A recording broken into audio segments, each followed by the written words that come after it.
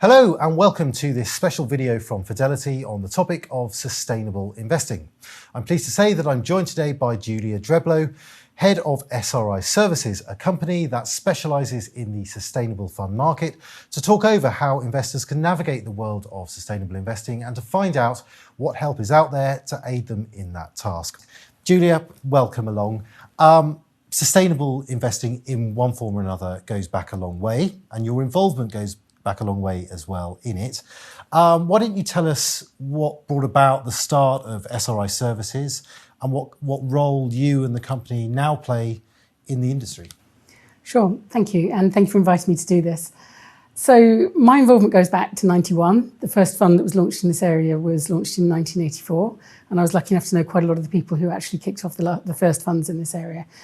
Why SRI Services came about, though, was because after 2008, when I left my previous employer and the kids were young, I decided to set up my own business because I could see there was a whopping great problem in the market, which is that we had all these people that cared about lots of different things and loads of really good people running funds in this area behind the scenes, doing really, really detailed work, but there was no way of putting the two together.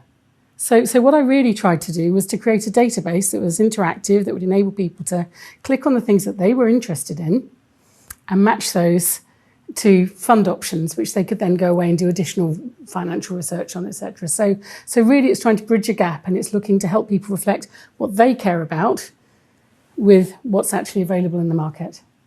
And that thinking that you've done over the years about the fund universe for sustainable funds, that informs the tool that we have here at Fidelity to select sustainable funds. Can you tell us a little bit about how you've gone about categorising and surveying this giant world and complex world of sustainable funds? There's a lot of difference there. How have you gone about that task? Yeah, there is. So as you'll be aware, it's been a bit of a minefield. A lot of people haven't really understood the differences in funds, so categorising them is really, really important. Now, it was the first bit of our site, Fund Eco Market, when we set it up. The first thing we did was categorise funds. And the first thing you brought on board onto your site was the categorisations that we'd come up with. They're very slightly different because you combine two of our options. But basically what we do is we look at what the funds lead with, what their most important issues are that they focus on. Now, a lot of funds have got a lot in common. So you've got to then start working out, well, okay, where are the points of difference? So some funds focus on the entire sustainability agenda, and they're very deep dive into them, and they understand they've got a vision of the future, and they're trying to help drive forward those companies that will help build a sustainable future. Others are focused just on environmental issues. Others are focused just on social issues. I say just, obviously these are big topics, and there are many different bits you can look at.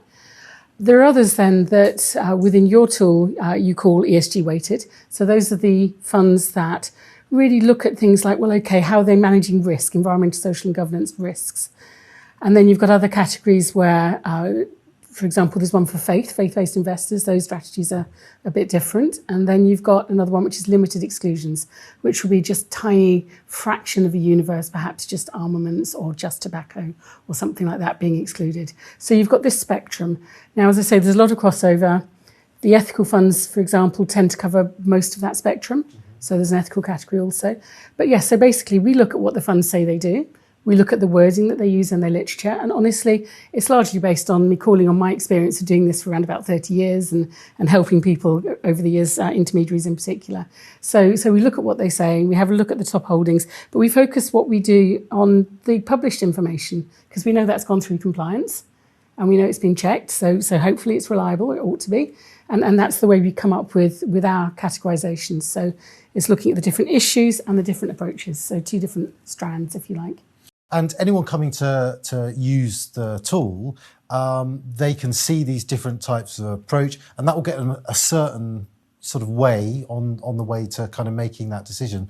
But I guess the reality is that they still need to really understand what's going on underneath that for any fund that they want to invest in to ensure that it's doing what they think it's doing and what aligns with what they want to do. Yeah, so I guess the first thing to say on that is that almost all of these issues are really complicated. There are different levels to them, and there's the different levels of focus on real world outcomes and perhaps little tolerance levels with different activities within each of the strategies.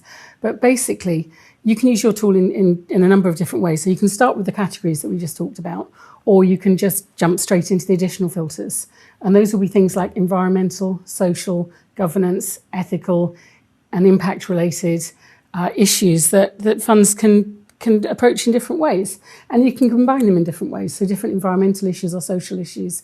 And someone may say, well, okay, I don't want tobacco in there as well, so that's seen as being an ethical issue. So you can use those to just come up with a list of those funds that you know do consider those issues. And then also you've got things like responsible ownership. Do companies vote their shares at AGMs and try and encourage higher standards and that kind of thing, which is one of the most important aspects of investment, which is that as company owners, we can drive companies to do better things.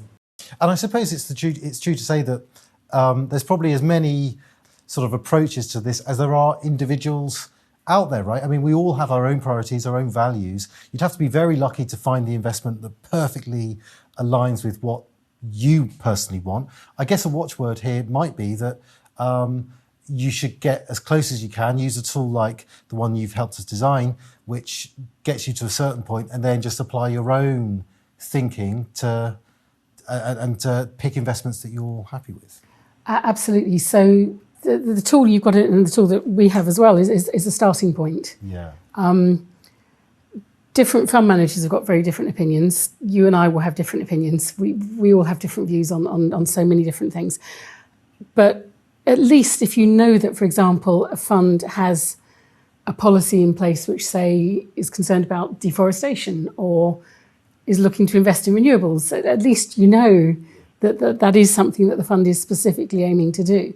You may not align precisely with exactly every decision a fund manager makes, but in this area, being as we're so far off running our lives in ways that are really regarded as or able to be seen as sustainable, if you can get really close, don't let the perfect be the enemy of the good. Just get as close as you can, and that will be infinitely closer than any, if you like, other conventional fund that doesn't consider these things will get you.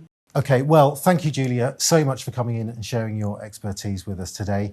You can find Fidelity's Sustainable Investment Finder based on Julia's work, as well as lots of guidance and explanations of sustainable investing on our website.